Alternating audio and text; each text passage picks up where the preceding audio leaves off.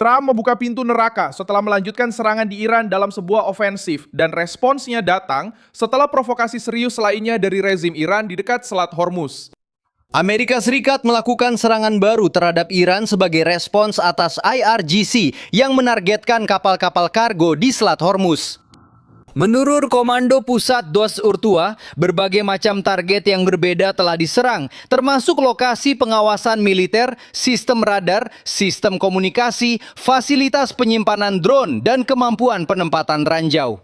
Presiden memposting di Truth Social setelah serangan tersebut.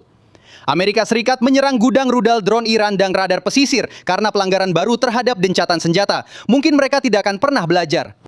Presiden melanjutkan dengan mengatakan, mungkin akan tiba saatnya ketika kita tidak lagi bisa bersikap masuk akal dan kita akan dipaksa untuk menyelesaikan secara militer pekerjaan yang telah kita mulai dengan sangat sukses.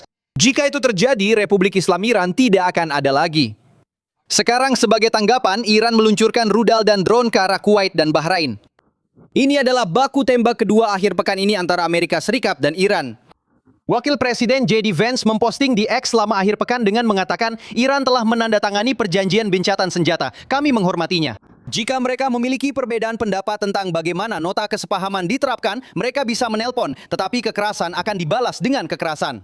Aksi militer baru ini terjadi saat situasi antara Israel dan Hizbullah berkembang di garis depan yang terpisah namun paralel. Orang-orang Israel melancarkan serangan udara baru terhadap Hizbullah akhir pekan ini, sementara Hizbullah terus menyerang pasukan Israel di selatan Lebanon dan menewaskan setidaknya 1 tentara sepanjang malam. Pada akhir pekan lalu terjadi kemajuan diplomatik di Washington ketika pihak Israel dan Lebanon menandatangani perjanjian kerangka kerja dengan tujuan menormalkan hubungan antara kedua negara dan melucuti senjata Hizbullah.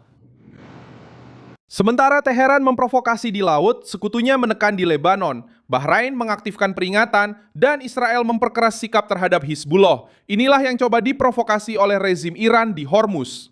Mengapa Trump memutuskan untuk menyerang lagi? Saya akan segera menceritakan semuanya kepada Anda. Jika Anda suka konten yang langsung ke inti dan tanpa basa-basi seperti ini, pertimbangkan untuk berlangganan, karena di sini ada video seperti ini setiap hari.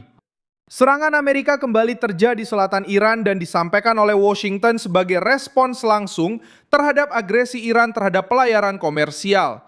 Kapal tanker MT-QQ sedang melintas di dekat Selat Hormuz ketika terkena serangan drone, menurut Komando Pusat Amerika Serikat. Kapal tersebut bukanlah target militer. Kapal itu mengangkut minyak, berlayar di jalur vital untuk perdagangan global, dan akhirnya menjadi alat tekanan dari rezim yang menggunakan ketakutan sebagai alat politik. Trump memutuskan untuk merespons karena rezim Iran sudah diperingatkan setelah serangan sebelumnya terhadap kapal ME Ever, Lovely. Pesan dari Amerika sederhana, gencatan senjata harus dihormati, Teheran tidak menghormatinya. Ketika serangan baru mengenai MT-QQ, Amerika Serikat menganggap insiden itu sebagai pelanggaran langsung terhadap kesepakatan dan melancarkan operasi baru terhadap beberapa target Iran.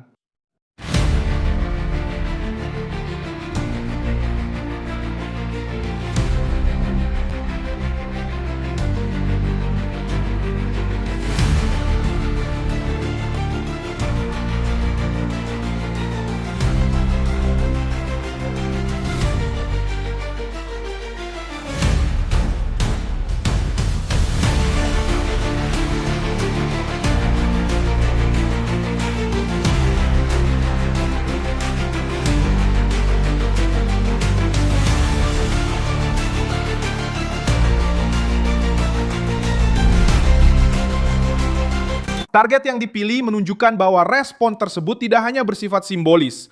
Pesawat-pesawat Amerika menyerang sistem yang terkait dengan pengawasan militer, komunikasi, pertahanan udara, penyimpanan drone, dan kemampuan untuk meluncurkan ranjau. Hal ini melemahkan struktur yang digunakan oleh rezim untuk mengawasi, mengancam, dan menyerang kapal-kapal di Teluk. Gedung Putih memperkeras nadanya setelah serangan-serangan tersebut. Trump menyatakan bahwa pesawat-pesawat Amerika menyerang lokasi yang terkait dengan rudal, drone, dan radar pesisir karena pelanggaran baru terhadap gencatan senjata. Dia juga menegaskan bahwa bisa saja tiba saatnya ketika Amerika Serikat berhenti bersikap masuk akal dan terpaksa harus menyelesaikan pekerjaan yang telah dimulai secara militer. Rezim Iran mencoba merespons di ranah ancaman. Korps Garda Revolusi berbicara tentang pembalasan dan serangan dengan drone serta rudal telah terjadi terhadap wilayah-wilayah yang terkait dengan pasukan Amerika di Bahrain dan Kuwait.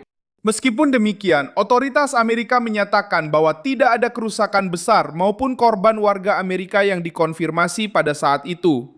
Bahrain juga menuduh Iran melanggar kedaulatannya dengan drone dan menganggap kasus tersebut sebagai ancaman langsung terhadap keamanan warga negara dan penduduknya. Di Bahrain, sirene membunyikan peringatan di tengah masyarakat. Otoritas setempat meminta masyarakat tetap tenang dan mengikuti arahan keamanan seiring meningkatnya ketegangan. Uni Emirat Arab juga menjadi pusat tekanan dari Iran. Perwakilan yang terkait dengan rezim mulai menyerang secara terbuka Emirat, menuduh negara tersebut membantu aksi-aksi melawan Iran.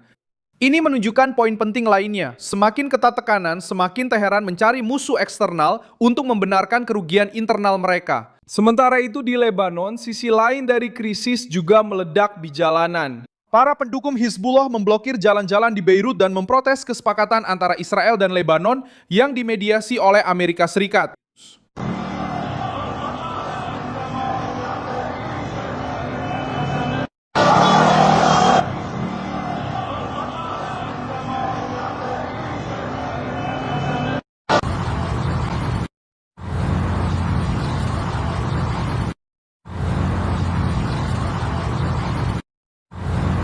Kemarahan muncul karena teks tersebut membahas hal yang paling sensitif bagi kelompok itu, yaitu perlucutan senjata Hizbullah dan pembongkaran infrastruktur militernya. Bagi warga biasa, ini berarti upaya untuk mengembalikan Lebanon kepada rakyat Lebanon. Bagi Hizbullah, ini berarti kehilangan kekuasaan. Marco Rubio mengumumkan kesepakatan trilateral antara Amerika Serikat, Israel, dan Lebanon sebagai langkah untuk memulihkan kedaulatan Lebanon, melucuti senjata Hizbullah dan membongkar strukturnya. Kesepakatan tersebut juga mencakup koordinasi militer yang difasilitasi oleh Amerika Serikat. Dalam praktiknya, Washington berusaha membuka front diplomatik dan keamanan untuk mengurangi kekuatan Iran di Lebanon tanpa membuat Israel menjadi rentan. Netanyahu juga memperkeras pernyataannya. Perdana Menteri Israel tersebut menyatakan bahwa Israel akan tetap berada di zona keamanan di selatan Lebanon selama Hizbullah belum dilucuti senjatanya. Ia menganggap keberadaan tersebut sebagai syarat untuk melindungi wilayah utara Israel dan mencegah kelompok itu kembali menggunakan wilayah Lebanon sebagai basis serangan. Posisi Israel sangat jelas. Jika Hizbullah tetap memegang senjata dan ancaman, Israel tidak akan menyerahkan keamanannya pada janji-janji kosong. Pasukan Israel juga melaporkan aksi terhadap anggota bersenjata Hizbullah di wilayah Nabatiyeh dan terhadap peluncur roket. Poin ini mengaitkan krisis di Lebanon dengan krisis di Iran. Ini bukan peristiwa yang terpisah. Teheran memberikan tekanan di laut, mengancam negara-negara Teluk dan menggerakkan sekutu proksinya di Lebanon. Polanya sama, menciptakan titik-titik ketegangan untuk mencoba memaksa lawan bernegosiasi di bawah ancaman rasa takut. Hizbullah menolak kesepakatan dari Washington dan dengan tegas menyatakan tidak berniat menyerahkan senjatanya. Seorang anggota parlemen yang terkait dengan kelompok tersebut menyatakan bahwa pemerintah Lebanon tidak akan mampu memberlakukan kesepakatan itu tanpa Hizbullah. Di Iran, sikap keras juga muncul dari dalam negeri. Sebagian anggota majelis ahli menuntut agar garis merah yang ditetapkan oleh pemimpin tertinggi dihormati dalam negosiasi. Pesan tersebut disampaikan sebagai penghalang terhadap pemberian konsesi. Dalam praktiknya, kelompok garis keras rezim berusaha mencegah adanya kemunduran nyata sambil menggunakan pembicaraan diplomatik untuk membeli waktu. Di dalam kotak peralatan Anda memiliki rudal, drone, kekuatan intelijen dan keamanan, ketahanan, sekutu, dan juga negosiasi. Jika Anda melihat masalah ini dari sudut pandang seperti itu, sama sekali tidak akan ada masalah yang muncul. Pada saat Anda berada, Anda hanya tidak boleh lupa bahwa Anda sedang dalam keadaan perang. Senior Galibaf selalu mengatakan bahwa negosiasi adalah alat perjuangan. Musuh yang dipermalukan, musuh yang dikalahkan. Senior Martir Fakhrizadeh memanfaatkannya. Setelah itu, apakah dia akan menepati janjinya? Tidak. Tapi yang penting adalah, bagaimanapun caranya, Anda bisa mendapatkan keuntungan sejak awal. Sehingga jika besok seluruh meja negosiasi runtuh, apa yang sudah Anda dapatkan di awal tetap menjadi milik Anda. Kita menerima sesuatu secara tunai di awal, dan kita tahu bahwa, menurut pendapat pribadi saya, adalah setelah itu semuanya bisa runtuh. Tidak apa-apa kalau memang runtuh. Yang penting adalah, pada saat pertama itu, kita bisa mendapatkan sesuatu yang mendasar dari mereka. Saya sudah pernah mengatakan ini secara terbuka sebelumnya. Kita butuh waktu dan kita butuh sumber daya. Kita sedang dalam perang dan dalam negosiasi, kita menggunakan Amerika Serikat sebagai alat untuk mendapatkan waktu dan memperoleh sumber daya. Kita tidak punya ilusi apapun tentang perdamaian dengan Amerika Serikat. Inilah permainan yang tampaknya diputuskan oleh Trump untuk dihadapi dengan lebih sedikit kesabaran. Pernyataan Mahdi Mohammadi, penasihat yang terkait dengan kubu politik Iran, memperkuat pandangan ini ketika ia menganggap negosiasi sebagai alat untuk mendapatkan waktu dan sumber daya. Kalimat ini membongkar citra itikat baik yang coba dijual oleh rezim tersebut. Jika pembicaraan digunakan untuk mengambil napas, mengatur ulang kekuatan, dan menunggu peluang yang lebih baik, maka tekanan militer Amerika bukan lagi tindakan impulsif, melainkan strategi. Iran juga mempertimbangkan untuk membatalkan pembicaraan teknis di Swiss setelah serangan Amerika.